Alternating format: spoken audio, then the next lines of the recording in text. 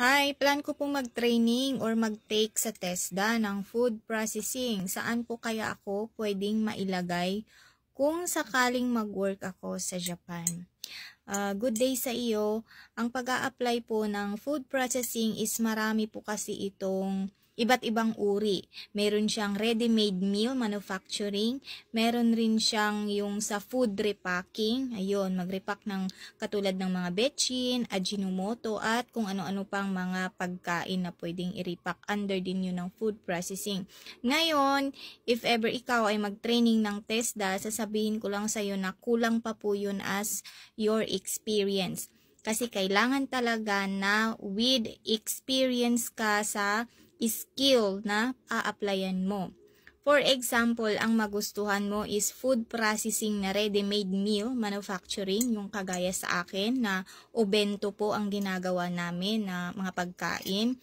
Ang kukuhanin mong experience dapat dyan is mga fast food, mga catering services ng pagkain. Ayun, fast food like Jollibee, ayan, McDo, pwede rin yung mga eatery.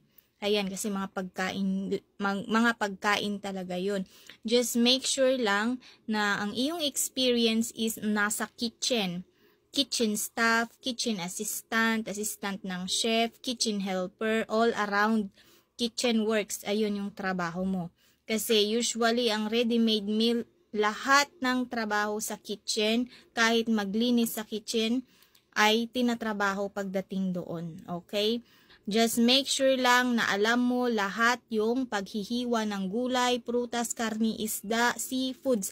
Lahat-lahat ng trabaho about sa kusina at mga trabaho na kinakailangan ng assistant ng chef. Yun. Ngayon, dun naman sa mga packing ng like ajinomoto, so factory talaga yun, food factory. Iba namang aspeto rin yun.